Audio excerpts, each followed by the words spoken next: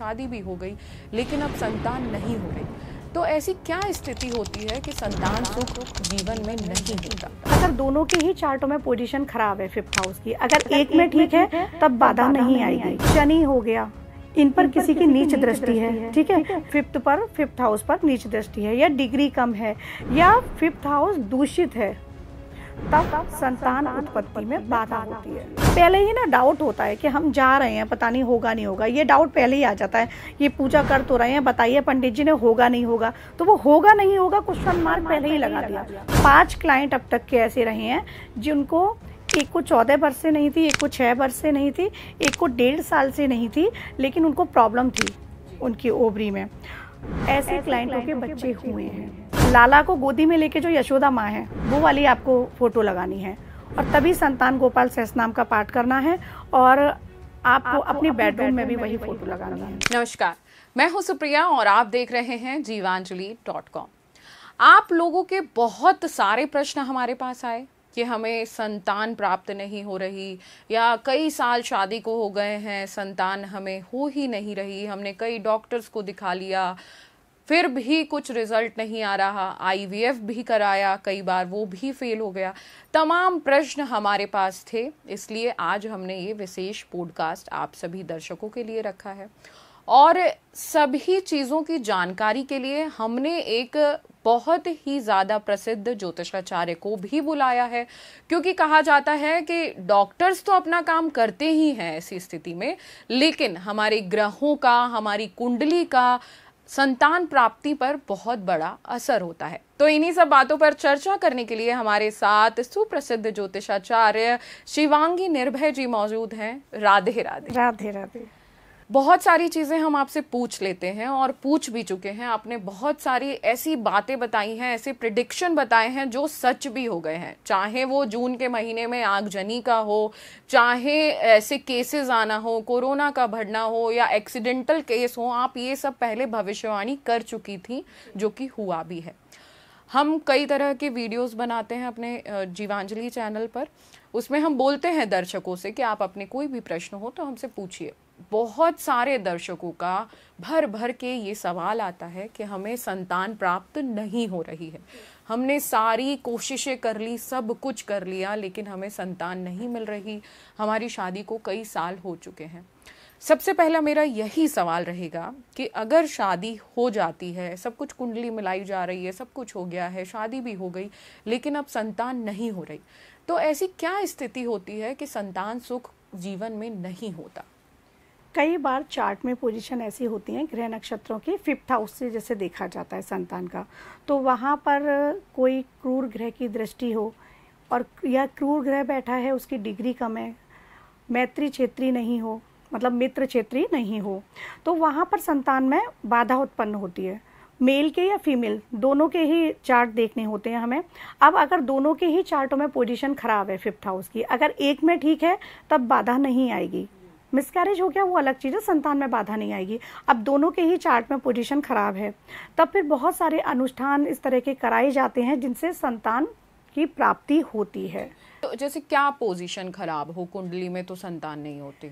कई बार क्या होता है ना, जैसे राहु है, केतु है, सूर्य है, मंगल है, ये क्रूर ग्रह बताए गए हैं, तो ये अगर फिफ्थ हाउस में बैठ गए, या इन पर नीच दृष्टि है, शनि हो गया, इन पर किसी की नीच दृष्टि है, ठीक है, फिफ्थ हाउस पर नीच दृष्टि है, या डिग्री कम है, या फिफ्थ हाउस दूषित है, तब संतान उत्पत्ति में बाधा होती है।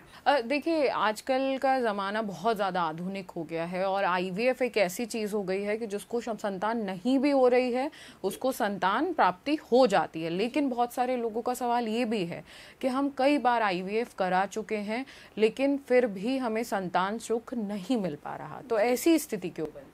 ऐसी स्थिति इसलिए बनती है कि केवल फिफ्थ नहीं देखना है हमें। फिफ्थ से फिफ्थ हो गया नवम, तो नवम की दृष्टि हमारे फिफ्थ पर कैसी आ रही है, हमारे लग्न से फिफ्थ हो गया जी, 5वां हाउस लग्न से, तो वहां पर लग्न में कौन सा ग्रह बैठा है। कई बार क्या होता है कि हर जगह क्रूर ग्रह बैठ गए और उनकी दृष्टि भी क्रूर हो गई, क्रूर ही बैठे हैं, तब वो आईवीएफ भी फेल होता है। लेकिन ईश्वर की भक्ति में इतनी शक्ति है कि आप संतान प्राप्त कर सकते हैं।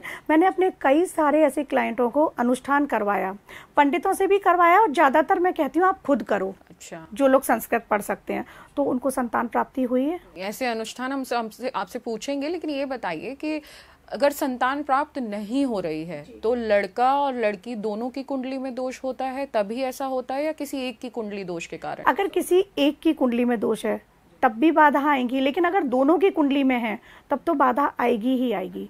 एक होता है ना कि एक की कुंडली में दोष है, दूसरे के में सारी चीज़ें अच्छी हैं, तो फिर वो पॉजिटिव हो जाती हैं चीज़ें। लेकिन दोनों ही नेगेटिव हैं तब फिर प्रॉब्लम्स आएगी ही आएगी। तो जैसे कि देखिए, डॉक्टर तो है ही इलाज, एक डॉक्टर के पास जाना, और आजकल इतनी आधुनिक चीज़ें हो गई हैं कि जिसके बच्चा नहीं भी हो रहा होता है, चाहे उसकी एज 40 की भी हो गई है, लेकिन डॉक्टरों की मदद से बच्चा हो जाता है। लेकिन अब एक सवाल आता है कि जिसके नहीं ही हो रहा है, तो ज्योतिष में कुछ ऐसे उपाय हैं कि अगर कोई करे वो उपाय और संतान प्राप्ति उससे हो जाए? बिल्कुल उपाय हैं ऐसे, और कई बार क्या होता है, यहाँ पर बताना चाहूँगी कि ये मिथ नहीं है, ऐसा होता है कि बहुत ही गंदी सोच वाले लोग पड़े हुए हैं, वो बंधन भी करा देते हैं। अच्छा। कोक बंधन, जिसने आपने सुना हो कोक बांधी, तो ये चीजें भी करा देते हैं। कभी क्या है कि चार्ट में सब कुछ अच्छा है, दोनों के चार्ट में अच्छा है, फिर भी संतान नहीं हो रही है, वहां पर किसी ने ब्लैक मैजिक टाइप की जो चीजें होती हैं तो वो कोक बांध देते हैं, तब फिर वो बंधन खुलवाना जरूरी होता है। तो वो भी एक जो अच्छे एस्ट्रोलॉजर होंगे वो ये चीज बता देंगे कि बंधन है। हाँ, कई बार ये चीज़ें पास्ट लाइफ से भी हम कैरी करके ला रहे होते हैं, तो वो पैटर्न ब्रेक करना पड़ता है। वो पैटर्न एस्ट्रोलॉजर ही बताएगा या सोल चक्र हीलर बताएंगे आपको कि यहाँ पर ये पैटर्न है और ये ब्रेक करो, तब भी संतान होती है। लेकिन अगर रेमेडीज की बात करूं तो बहुत सारी रेमेडीज हैं।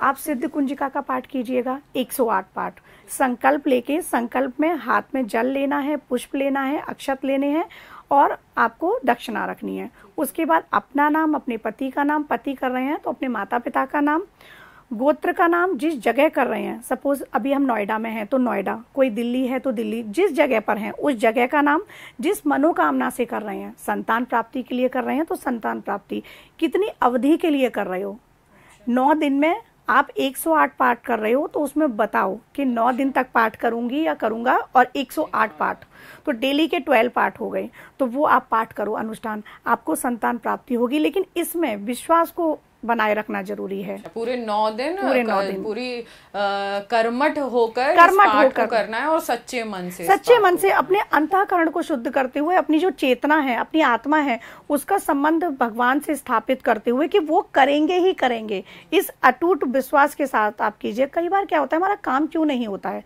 बहुत सारे लोग कहते हैं हमने ये भी पूजा करी, वहां भी मंदिर गए, पहले ही ना डाउट होता है कि हम जा रहे हैं, पता नहीं होगा नहीं होगा, ये डाउट पहले ही आ जाता है। ये पूजा कर तो रहे हैं, बताइए पंडित जी ने होगा नहीं होगा, तो वो होगा नहीं होगा क्वेश्चन मार्क पहले ही लगा दिया, तो वो मत लगाओ, सच्चे मन से और विश्वास के साथ करो। क्योंकि सिद्ध कुंजिका के पाठ से मेरे 5 क्लाइंट अब तक के ऐसे रहे हैं जिनको, एक को 14 वर्ष से नहीं थी, एक को 6 वर्ष से नहीं थी, एक को 1.5 साल से नहीं थी, लेकिन उनको प्रॉब्लम थी उनकी ओवरी में।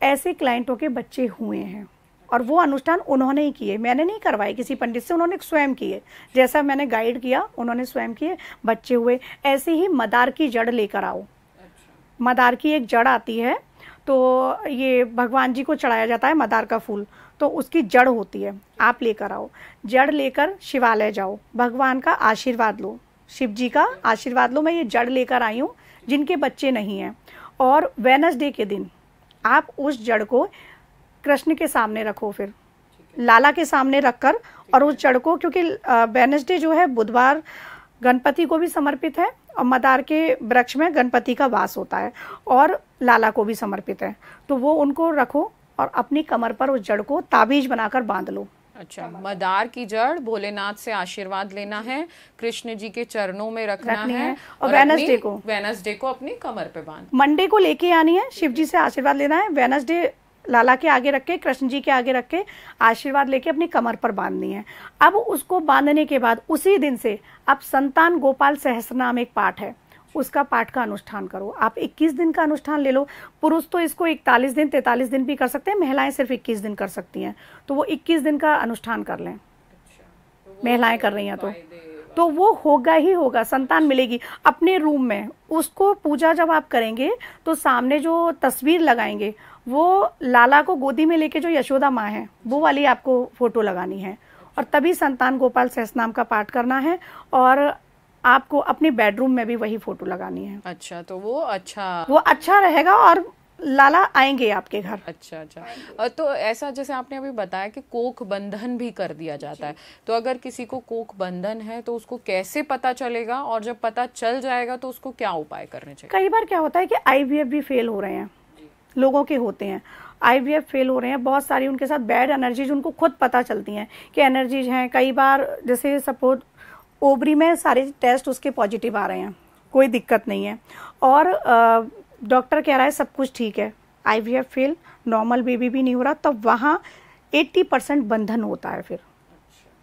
किसी के द्वारा भी होता है ना, किसी की सक्सेस तो कोई नहीं देख पाता, तो आप कहाँ पर बार करेगा, या तो वो पैसे पर बार करता है या परिवार पर बार करता है कोई भी इंसान। तो यहाँ हमारी वंश वृद्धि है ना, उस पर बार कर दिया, कोख बांध दी, और ये सारी चीजें जब कर दी जाती है ना तो फिर इनका काट ही कराना पड़ता है। तो वो उसके लिए कैसे उपाय, कुछ ऐसा छोटा मोटा उपाय? हाँ, छोटा उपाय हम कर सकते हैं। अपने सर से नारियल घुमाओ, अगर आपको किसी ने बताया है या आपको महसूस भी हो रहा है तो इसका कोई साइड इफेक्ट नहीं है, आप कर सकते हो। अपने सर से 7 टाइम एंटी क्लॉक नारियल घुमाओ और ले जाके आप उसको प्रवाहित कराओ। अच्छा, किसी भी नदी में, हाथ की तरफ हाँ, उसको नदी में प्रवाहित कराओ, और ये सैटरडे को करना है आपको शाम के समय। और अपने सर से फिटकरी घुमाओ, वो तो आपका ऑरा भी क्लीन करती है। फिटकरी घुमाकर और घर के बाहर उसको जला दो। ऐसा फिर आप लगातार 21 दिनों तक करें, हर सैटरडे। हाँ, नहीं, सैटरडे से शुरू कर 21 दिन तक करें। अच्छा, फिटकरी वाला जो बता रही हूँ, हाँ, डेली करें। तो ऐसा करने से क्या होगा कि अगर किसी ने कुछ किया है कट जाएगा। अगर फिर भी नहीं कट रहा है तब फिर किसी अच्छे आप तंत्रविद, एस्ट्रोलॉजर को दिखाओ, तंत्रविद से मिल लो कि ऐसी ऐसी चीजें हैं कि क्या कोई और प्रॉब्लम है, तो वो बता देते हैं, सारी चीजों के उपाय हैं। और क्या छोटे छोटे उपाय अगर आप बताना चाहें तो, अगर किसी को संतान नहीं हो रही और वो घर में ही रह के वो उपाय कर ले, या ऐसी कोई पूजा पाठ जो किसी से करवा ली जाए? अब जैसे मैंने गुप्त नवरात्रि का बताया, गुप्त नवरात्रि नहीं, किसी भी नवरात्रि कर सकते हैं, या कभी भी शुक्ल पक्ष से आप स्टार्ट कर दो, किसी भी शुक्ल पक्ष की द्वितीय तिथि से ये अनुष्ठान स्टार्ट कर सकते हो। अब सावन आ रहे हैं, जैसे आप पूरे सावन में शिव जी का गन्ने के रस से अभिषेक करो और उनसे संतान की कामना करो। रुद्राभिषेक करा लो, पति पत्नी दोनों बैठ के रुद्राभिषेक करा लें। लेकिन कई बार पंडित जी नहीं मिल रहे हैं या हम अफोर्ड नहीं कर पा रहे हैं, तब आप अपने ही घर में एक पार्थिव शिवलिंग बनाओ मिट्टी के, थोड़ा सा घी, थोड़ा सा गंगाजल ऐड करके मिट्टी में पार्थिव शिवलिंग बनाओ, उनके 11 रुद्र भी बनाओ, और बनाकर और उनकी मनो संकल्प जैसे मैंने बताया वैसे ही संकल्प लेना है, और पूरे सावन उनकी पति पत्नी साथ में उनकी पूजा करें, शिव जी संतान प्राप्त करें। अच्छा, और नहीं तो जो रुद्राभिषेक कराना चाहें तो वो किसी से अच्छा शुभ मुहूर्त निकाल कर किसी, हाँ, पंडित जी से, उसमें फिर ये मनोकामना अपनी, पंडित जी तो जानते हैं, वो खुद ही बता देंगे, मनोकामना अपनी रखें कि इस मनोकामना से मैं ये रुद्राभिषेक कर रहा हूँ, तो वो सफल होता है। सफल होता है, बिल्कुल होता है। तो और भी कुछ छोटे छोटे उपाय, क्योंकि हमारे दर्शक इतने ज्यादा प्रश्न उनके थे, क्योंकि आजकल का जमाना ही ऐसा है, एक तो भाग दौड़ भरी जिंदगी है और पति पत्नी दोनों ही जॉब करते हैं, उसमें स्ट्रेस भी रहता है, टाइम भी कम मिलता है, हर तरीके की समस्याएं हैं। फिर जब हम डॉक्टर के पास जाते हैं तो सॉल्यूशन ना मिल पाए तो ये एक और बहुत बड़ा स्ट्रेस हो जाता है। तो वही ज्योतिषाचार्यों से हम उम्मीद करते हैं कि छोटे छोटे हमें समाधान मिल जाए जो हम अपनी इतनी बिजी लाइफ में कर सकें तो आसान रहेगा। कि तो और भी कुछ रेमेडी या कुछ उपाय जो आप हमें बताना चाहें? अब जैसे शिव और माँ का मैंने बता दिया, मदार की जड़ का जैसे मैंने बताया, कान्हा का बता दिया।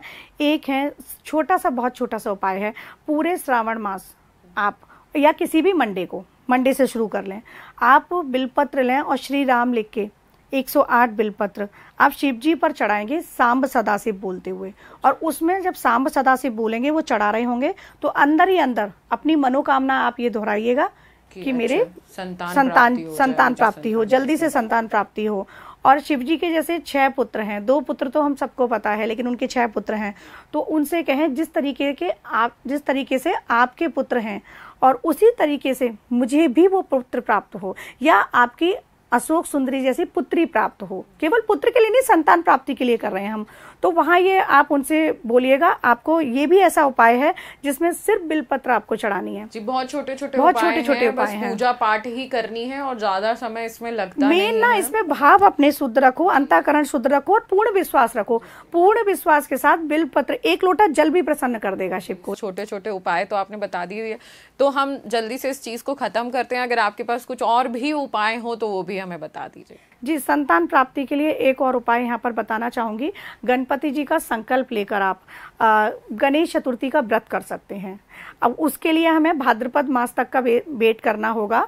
जो भादों में गणेश चतुर्थी आती है उस दिन आप संकल्प लो पूरी साल की गणेश चतुर्थी का। संकष्टी जो होती है कृष्ण पक्ष की, 2 आती है, एक विनायक एक संकष्टी।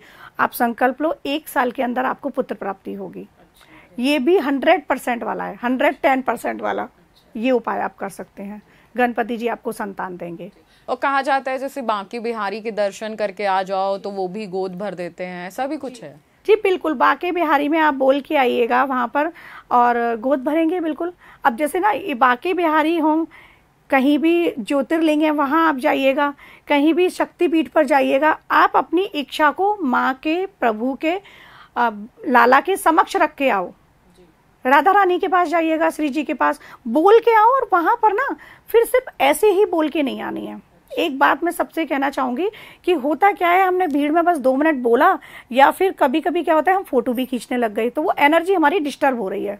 तो जिस मन से जा रहे हैं, जिस भाव से जा रहे हो वो पूरा करके आओ। 5 मिनट उनका और आपका साक्षात्कार हो, लाला का हो, शिव जी का हो, माता का हो, जिस मंदिर जा रहे हो वो फिर वो और आप होने चाहिए। वो आपकी सुनेंगे, आपको 100% देंगे जी। मन में भाव और श्रद्धा अगर अच्छी हो तो भगवान हमारी हर चीजें सुनते हैं। भक्तों ने तो भगवान को अपने वश में किया है ना।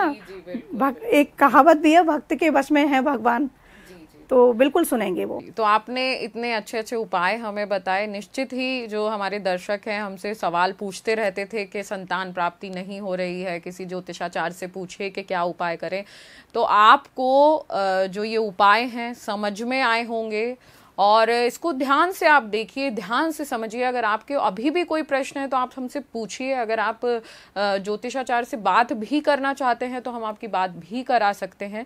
लेकिन ये जो समाधान है हम बस आपको बता सकते हैं, करना सिर्फ आपको ही है और आप जब करेंगे तभी सफल होंगे। तो शिवांगी जी, आपने हमें समय दिया और हमारे जो दर्शक हैं उनके प्रश्नों का जो सवाल थे उनका उत्तर दिया, उसके लिए बहुत बहुत धन्यवाद। आगे भी हम आपके लिए ऐसे ही विशेष पॉडकास्ट लाते रहेंगे। आप अपने प्रश्न जो हैं वो हमें भेजते रहिए। आपके जितने भी सवाल हैं हम नए नए पॉडकास्ट में आपको बताते रहेंगे।